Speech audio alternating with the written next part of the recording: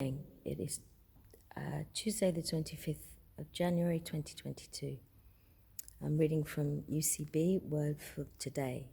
Build on your strengths. Who makes you different from anyone else? 1 Corinthians 4:7 NIV. Your success isn't found in your similarity to others, but in your difference. Instead of comparing yourself with somebody else and competing with them, try to discover your point of God-given difference, for that's where you will excel. Singer Pearl Bailey said, there are 2 kinds of talent, man-made and God-given talent. With man-made talent, you have to work very hard.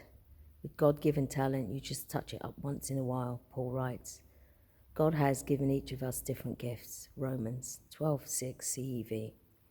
Would you rather fight to develop skills where you have a small natural gift, or run with the talent God has given you to find out where it takes you? Dreams don't come true because you do something well every once in a while. They're fulfilled because you perform with excellence day after day, and that happens only if you work within an area of strength. You can't be like the high school home run hitter who received an invitation to spring training from a Major League Baseball team after the first week. He emailed home to say, leading all batters. These pitchers aren't so tough. The second week he boasted, hitting .500. Looks like I'll be starting in the infield. The third week he wrote, they're starting to throw curveballs today. We'll be home tomorrow. You can't achieve success without consistency, and you can't achieve consistency working outside your God-given strengths. It will take all the talent you have to achieve your God-given dream.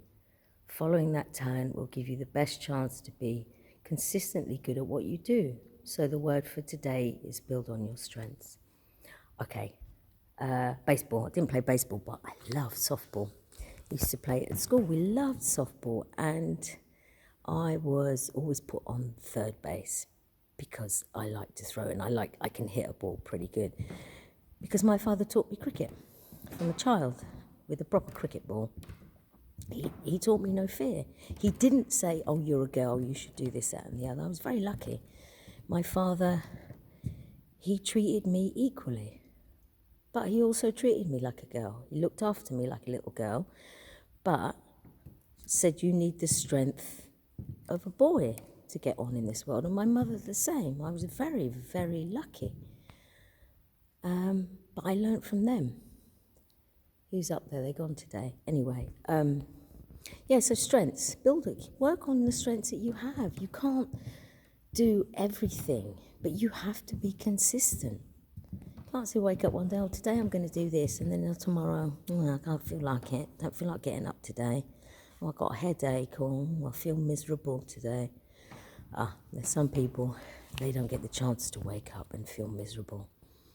I just had a lovely chat with a girl outside here. They were just cleaning the church, and she was here with her support worker.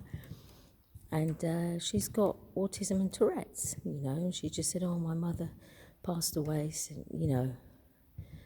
etc. She's been in care. She was really sweet.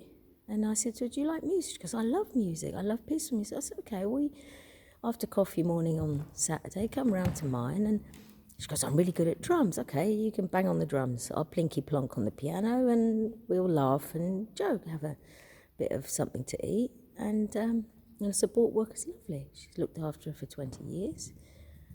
And that's what people do. You look after people. And that is something you can do every day. It doesn't take much effort to stop next door to the neighbour. Do you need some shopping, love? It's freezing cold now here in the UK. I mean, those little simple things like that, they don't cost you money. They're just a little bit of your time. That's all it is. If we all gave a little bit more of our time to other people, it's amazing that difference it makes. She just gave me a cigarette because I've got no cigarettes. It's simple, really simple things. And now I have to get on with doing my work because I've given so much of my time to other people.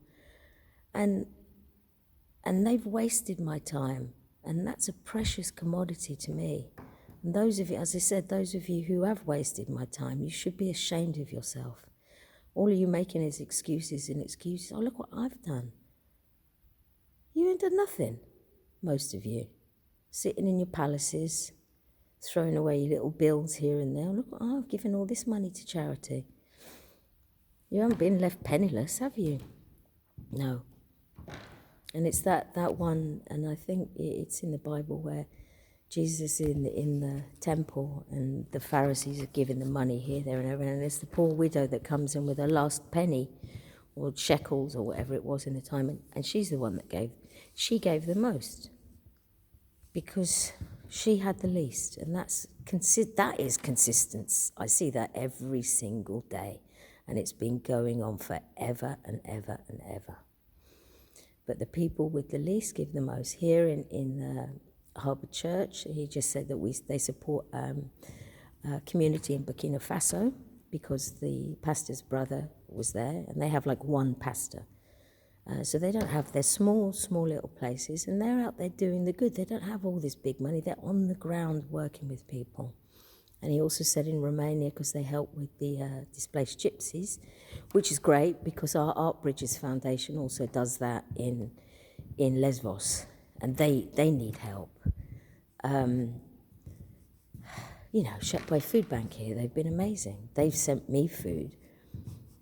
And when I've used that to do the food bank diet and help other people. And that's how you do. It's one good deed. It starts a ripple effect, doesn't it?